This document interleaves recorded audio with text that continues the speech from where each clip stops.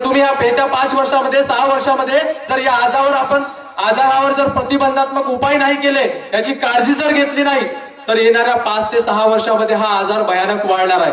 आणि तुम्ही येणाऱ्या पिढीला काय उत्तर देणार आहे? तुम्ही त्यांना टीबीच देणार आहात। मग आपली जबाबदारी आहे जाल तर सगळ्याच तुमच्याकडे त्या आशा मॅडम डब्बी घेऊन येतात का? अशी डब्बी राहते ना, ठसा द्या म्हणते, तर तुमचा ठसा आम्ही विकाले नाही नेऊ, तपासाले नेतो। आज ते प्रायव्हेट दवाखान्यामध्ये जाल तर 700-800 रुपयाची तपासणी आहे। एक ट्रूनॅट नावाची तपासणी आहे। तुमच्या शरीरामध्ये जर टीबीचा एकही बॅसिला असेल, मायकोबॅक्टेरियम त्या जीवाणूचा नाव आहे, तो जर तुमच्या शरीरामध्ये असेल तर ते मशीन शोधून काढते। ते मशीन 16 लाखाची मशीन आपल्या लाखांत उरली आहे। ते 3-3.5 हजाराची तपासणी आहे। तुम्ही जर प्रायव्हेट दवाखान्यामध्ये गेल्या तर तुम्हाला त्या तपासणीचे 3.5 रुपये लागतील सगळ्यात। बरं, तुम्ही रक्ताची तपासणी करताय, बरोबर आहे, तुम्ही लघवीची तपासणी करताय, मग ठस्याची तपासणी करायला काय आहे?